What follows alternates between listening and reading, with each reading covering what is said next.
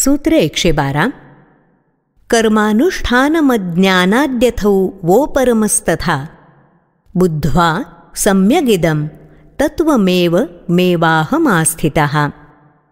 ज्याप्रमाणे कर्माचं अनुष्ठान अज्ञान आहे, त्याचप्रमाणे अज्ञानामुळेच कर्माचा त्याग करण्यात येतो हे तत्व मनपूर्वक जाणल्यामुळे मी कर्म आणि अकर्म ह्यातून मुक्त होऊन माझ्या मूळ आत्मरूपात स्थिर आहे।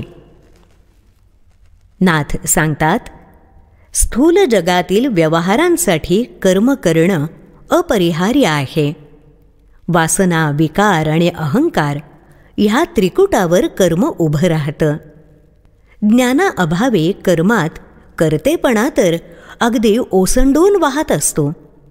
केलेल्या आणि न केलेल्या कर्माचंही कर्तेपण मिरवण्याचा मोह कधीच सुटत नाही।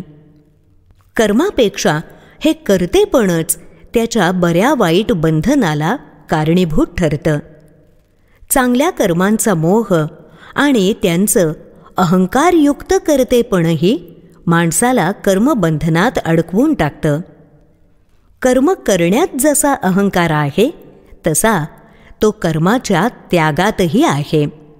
मी त्याग करतो आहे, मी हे कर्म करणार नाही, ह्यात अहंभाव आहेच। त्यामुळे हा त्यागसुद्धा बंधनकारी ठरतो। म्हणून त्यागाचा भावही सहज गळून पडायला हवा। त्याग हे कर्म झालं तर त्याचंही बंधन निर्माण होणारच। म्हणजेच कर्म करणं किंवा कर्माचा त्याग करणं हे अज्ञानापायीच घडतं।